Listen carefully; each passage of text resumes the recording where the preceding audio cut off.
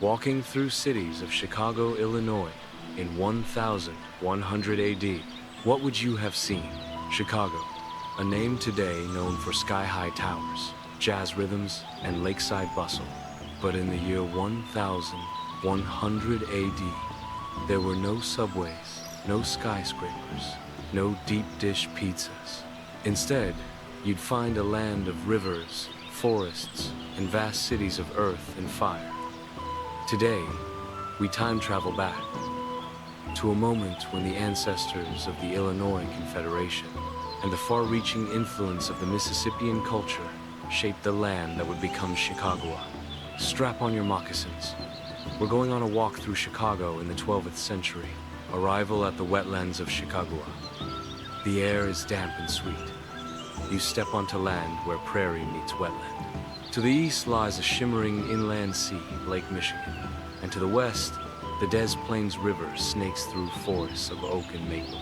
This is Chicago, a vital hub, crossroads for trade and culture, even before written history remembered it.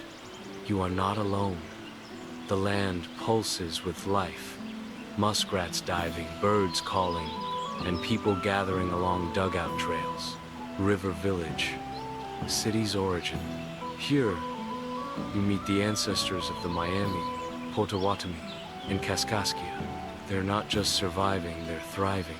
Women boil corn and squash in clay pots, and men return from fishing with sturgeon slung over their shoulders. The homes are round, warm, and communal. Firewood is stacked neatly. Village rhythm, resilient and joyful. The path to Cahokia, Chicago's trade connection. To the south, toward a city larger than London at the time. Cahokia, the Mississippian capital, a mighty metropolis near modern-day St. Louis. And guess what? The Chicago region was one of its trade arteries. You meet a Mississippian envoy, his face painted with red ochre, carrying a bundle of mica and carved beads. With him is a local guide, her arm decorated in porcupine quills, leading him through a sacred birch grove. The Great Lakes are not an edge of the world, they're a highway to the center of one. Agriculture and engineering in the prairie. Here, in 1100 AD, the Chicago Basin is not wilderness, it's engineered. Neatly planted fields of maize, beans, and squash, the three sisters, interwoven for mutual growth. You see gardens on slightly raised ridges, designed to avoid flooding. Women and girls tend crops with digging sticks and sharpened hoes made from elk bone. Nearby, a storage mound is covered in bark, filled with dried fish, sunflower seeds, and roasted squash. Everything is planned. Everything is shared. This isn't random survival, it's collaborative design, diplomacy and language. The voice of the people.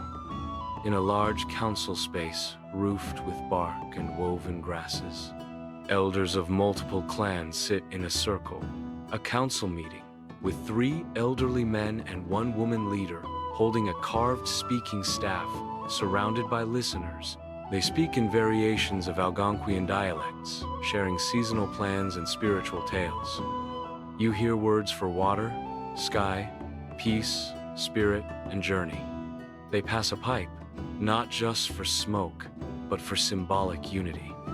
These aren't warlords. They're orators, peacekeepers, and earth listeners. Ceremonies by the firelight. As the sun dips below the trees, drums begin to beat. Tonight is the harvest ceremony. Elders chant the names of ancestors. Dancers move with animal grace, reenacting the myths of the thunderbird, the trickster, and the river spirit. The smell of roasting fish, corn cakes, and sweet tobacco fills the air. You are not watching a performance. You are witnessing continuity culture passed through movement, memory, and flame. The traders, the tools, the world beyond you meet a young merchant not more than 17. He shows you a clay pipe from Ohio, a shell pendant from Florida, and copper beads from the Great Lakes edge. Trade routes stretch for hundreds of miles, and Chicago, or rather, Chicago, sits at their crossroad. A canoe dock at dawn, with travelers arriving, tying bundles, and exchanging goods on reed mats. Sophisticated tools, beauty with purpose. Children of the prairie, games and wisdom. The children are everywhere. You watch a group playing a game with leather balls and hollow logs. Another group practices throwing spears at moving targets made of grass bundles. But play isn't just play, it's training for survival. An elder sits beneath a tree, telling them the story of the wind spirit and the lost stars. You can see it in their eyes. They are the next generation of hunters, healers, builders, and leaders. Sacred sites and mounds of memory. To the southwest of the village, you find mounds not for homes, but for memory. Burial mounds mark solstice. Ceremonies are held here during equinoxes. Shaman at sunset. Grave goods offered. He is a timekeeper, a spirit bridge, a sky watcher. You feel time compress around you, the spirit of the land and the river. At night, the wind moves through tall grass like whispers. The stars stretch like diamonds. You sit with a young woman who sings to the river.